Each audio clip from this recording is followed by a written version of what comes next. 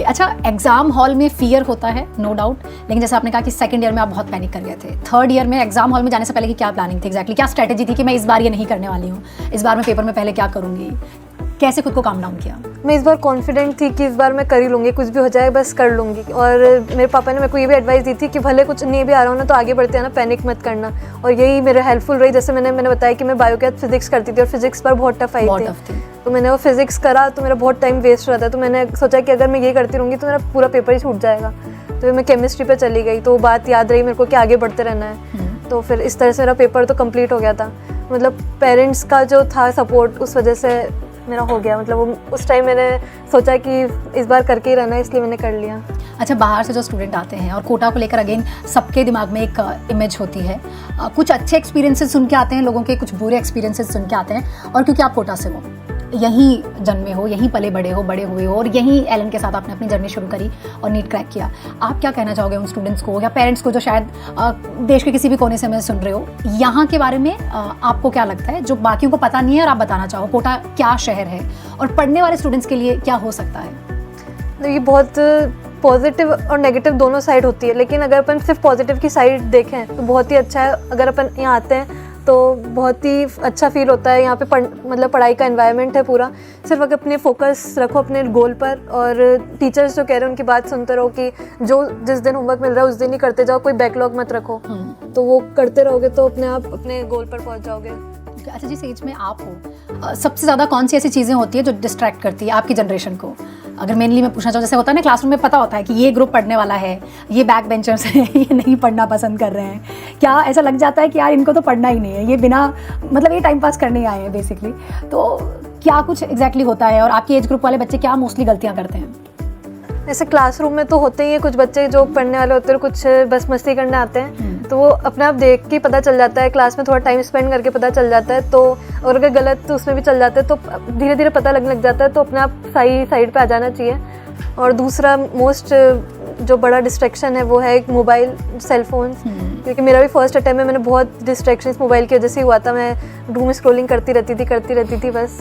और तो इसलिए फिर सेकेंड अटैम्प्ट और थर्ड अटैम्प्ट में तो मैंने मोबाइल एकदम कम कर दिया था कि अब नहीं चलाना है ये पूरा। मतलब क्योंकि मेरे स्कूल में भी मैं मेरिटोरियस स्टूडेंट ही रही थी, तो उसके बाद जब से ये डाउनफॉल होना स्टार्ट हुआ था तो मैंने सोचा ये मोबाइल के, क्योंकि कोविड के टाइम से ये मोबाइल का ही ज़्यादा यूज़ कर रही थी। हाँ, क्लासेस भी उसी में अटेंड कर रहे हो और ये सब, तो इसलिए फिर मैंने उस मोबाइल को थोड़ा साइड रखा कि पापा को दे दिया कि ये आप रखो, मेरे को तब तक मत देना जब तक मुझे कोई डाउट पूछना हो, तो इसलिए।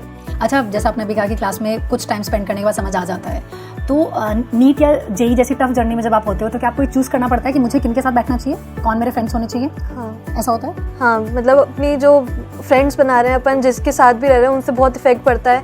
अगर वो पढ़ने वाले हैं, अगर वो अपन से डाउट्स पूछते हैं, अपन के डाउट्स क्लियर करते हैं तो अच्छा रहता है। लेकिन अगर आप ऐसे बच्चों के साथ बैठ रहे हो जो बस बातें कर रहे हैं, क्लास बंक कर रहे हैं, तो ये बिल्कुल अच्छा नहीं है। मतलब मैंने तो आज तक ऐसे फ्रेंड्स नहीं बने जो क्लासेस बंक करें या फिर ऐसे ही चले जाएं। मतलब सारे पढ़ने वाले ही बने, तो मेरा ये बेनिफिट रहा है। तो क्या भव्या को लगता है कि कुछ लकी चार्म जैसा होता है? भव्या ने कभी अपने एग्जाम हॉल में कोई ऐसी चीज़ अपने साथ रखी हो जब भव्या को लगता है कि यार ये साथ में है तो एग्जाम अच्छा हो जाएगा, ऐसा होता है? नहीं, ऐसा कुछ नहीं है। बस हाँ, एक वो माइंड में आ ही जाता है कि ग्रीन कलर मेरे लिए लकी है। ओके, फिर तो ग्रीन कलर की टी शर्ट हमारी एलन वाली आपके लिए लकी है। हाँ, तो इसलिए ग्रीन कलर मेरे को ऐसा लगता है कि मेरे लिए लकी है। तो उस दिन क्या पहन के गए थे? ग्रीन शर्ट पहन, ग्रीन टी शर्ट। हाँ, मतलब कौन, मतलब ऐसी कॉमन टी शर्ट थी या कॉमन प्लेन ग्रीन कलर की? मैंने पता नहीं, वो एक्सीडेंटली वो वही टी शर्ट मेरे पास आ गई और कि ग्रीन ही पहन लेते हैं। तो चलो, एलन की ग्रीन कलर की टी शर्ट ही है बच्चों। आप सबके लिए लकी है वो। अच्छा, चलो एक छोटा सा रैपिड फायर खेलते हैं एंड में। बहुत मजा आया आपसे बात करके। अगर कोई सुपर पावर होती है आपके पास कि इन 3 सालों में मैं कुछ चेंज कर पाती, तो वो क्या होता भव्या? फर्स्ट अटेम्प्ट में थोड़ा सीरियस हो जाती तो अच्छा रहता। मतलब इतना टाइम वेस्ट नहीं होता। मतलब इन्वेस्ट ही किया वैसे मैंने अब अपने फ्यूचर में, लेकिन फर्स्ट अटेम्प्ट में हो जाता तो अच्छा रहता। ओके, अच्छा, एलन को अगर 1 वर्ड में आप डिस्क्राइब करना चाहो तो क्या होगा? एलन को माय पावर, मतलब बहुत हेल्प मिली इससे मुझे। सब कुछ, मतलब मेरा एकेडमिक्स को जितना भी मेरा डाउनफॉल हुआ था उसको अपलिफ्ट करने में मेरे को बहुत एलन ने हेल्प करी है। तो power, help, my helpful hand. Okay, अच्छा, वैसे गर्ल्स को आपको पता है चिप्स खाने का, स्नैक्स का बड़ा शौक होता है, तो भव्या का ब्रेक टाइम में फेवरेट स्नैक क्या हुआ करता था?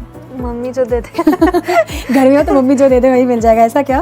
हाँ। ओके अच्छा, मेडिकल कॉलेज में जाने से पहले किस चीज़ को लेकर ज़्यादा एक्साइटेड हो? मतलब सब लोग वो व्हाइट कलर का एक कोट पहन रहे होते हैं, फील आ जाती है वहीं से डॉक्टर वाली, वो है या कुछ और है जो तुम्हें लग रहा है कि अरे नए फ्रेंड्स मिलेंगे, बहुत कुछ एक्सप्लोर करने को मिलेगा? बहुत कुछ, हाँ, वही एक्सप्लोर करना है मुझे सब चीज़, क्योंकि अभी 3-4 साल में सब कुछ छूट चुका था। मैं कहीं नहीं जाती थी, घर पे ही रहती थी, तो मुझे फ्रेंड्स भी बनाने नए, मुझे व्हाइट कोट पहनना है, स्टेथोस्कोप लगाना है, तो सब कुछ करना है। ओके अच्छा, आपकी जर्नी में आपको क्या लगता है आपकी लाइफ का हीरो कौन रहा है? लाइक टीचर्स में कोई है या फ्रेंड्स में या पेरेंट्स में से कौन? मेरे लिए तो हीरो और सब मतलब मेरे पेरेंट्स ही रहे, क्योंकि उन्होंने मेरा फुल सपोर्ट किया है। जब कोई भी साथ नहीं था तब उन्होंने सपोर्ट किया है, तो मैं पेरेंट्स। अच्छा, कई बार क्या होता है हम अपनी जर्नी में किसी एक लाइन से ना बहुत मोटिवेट होते हैं कि यार मुझे उसने ये कहा था या मुझे उन्होंने ये कहा था, वो कोई भी हो सकता है आपके आसपास। कोई एक लाइन जो आपको हमेशा याद रहती है, आपके मोटिवेशन के लिए काम आती थी और शायद अभी भी आगे काम आए? कुछ लोगों ने कहा था कि मतलब मेरे पापा से कि आपकी बेटी का तो नहीं हो पाएगा, वो ऐसे नहीं है कि इसका इतना बड़ा एग्जाम क्लियर हो जाए। सीरियसली? तो इसलिए फिर मेरा जब रिजल्ट आया तो पापा सबसे पहले उनके पास ही लेके गए कि देखो रिजल्ट, तो वो मेरे लिए बहुत बड़ा मोटिवेशन था। जो उनके ऊपर प्राउड स्माइल थी उनकी, तो वो बहुत अच्छा था। मुझे लगता है लोग बहुत क्वेश्चन करते हैं ना अननेसेसरी, जबकि शायद उनके काम की बात भी नहीं होती है वो, और ये होता है, ये हर जगह होता है। मुझे लगता है सबसे ज़्यादा जो स्ट्रेस आता है हमें, वो हमें घर वालों के बारे में सोच के नहीं आता है, वो हमें घर वालों के आसपास, घर वालों को किसने क्या कहा, हम कहीं फंक्शन में गए वहाँ किसने पूछा कि अच्छा बेटी क्या कर रही है, अच्छा अभी तक नहीं हुआ। वो जो चीज़ें होती है ना, वो सबसे ज़्यादा आपको डिमोटिवेट करती है। पर मुझे लगता है अगर आप चाहो तो उसी को मोटिवेशन भी ले सकते हो, राइट? ये सबसे बड़ा मोटिवेशन होता है कि उन लोगों का मुंह बंद करना है। Yes. तो अपनी इस 3 साल की जर्नी से अगर एंड में हमारे स्टूडेंट्स को, उनके पेरेंट्स को आप अपनी साइड से कुछ कहना चाहो जो आपको लगता है कि आपको ये ज़रूर करना चाहिए? बस बी कंसिस्टेंट रहो अपने आप, बस जो गोल है उस पर फोकस रखो, और अपने पेरेंट्स, अपने टीचर्स का जो उनके एक्सपेक्टेशंस है उनका ध्यान रखते हुए बस करते जाओ, फाइनल गोल तक पहुंच जाओगे। अच्छा भव्य, आपका डेली रूटीन क्या रहा? क्योंकि हर स्टूडेंट को ये ज़रूर जानना होता है, किसी भी जिसका सिलेक्शन हो गया है, कोई टॉपर है, उसका सीनियर है, आपका एग्जैक्टली डेली रूटीन कैसा रहता था? मेरी मॉर्निंग में क्लासेस रहती थी 6:45 to 1, तो मैं 1 to 2 बजे तक, 2 बजे तक मैं आ जाती थी घर। उसके बाद मैं 1 घंटे का नैप लेती थी, खाना वाना सब खाने के बाद, और उसके बाद 1 घंटे के नैप के बाद मैं 2 से 3 आवर्स की स्टडी लेती थी बायो की। मेरे को बायो, क्योंकि मैंने बताया मेरे को पसंद है, तो मैं सबसे पहले बायो ही लेती थी। फिर उसके बाद होमवर्क जो मिलता था, तो उस ब्रेक लेने का, थोड़ा 5-10 मिनट का ब्रेक लेने के बाद वो करती थी। फिर उसके बाद रात हो जाती थी, तो उसके बाद मैं फिजिक्स केमिस्ट्री 1-1 घंटे या 1.5 घंटे जितना मेरे पास टाइम बचता था, और मैं सुबह 11 बजे जाती थी, क्योंकि मैं सुबह जल्दी उठ जाती थी 4:30-5 बजे तक। तो मैं सुबह का टाइम मैं यूटिलाइज़ करती थी 5 से 6, 6:30 बजे तक, और उसमें जो कल पढ़ाएंगे और आज वापस जो आगे पढ़ाएंगे उसको रिवाइज करती थी।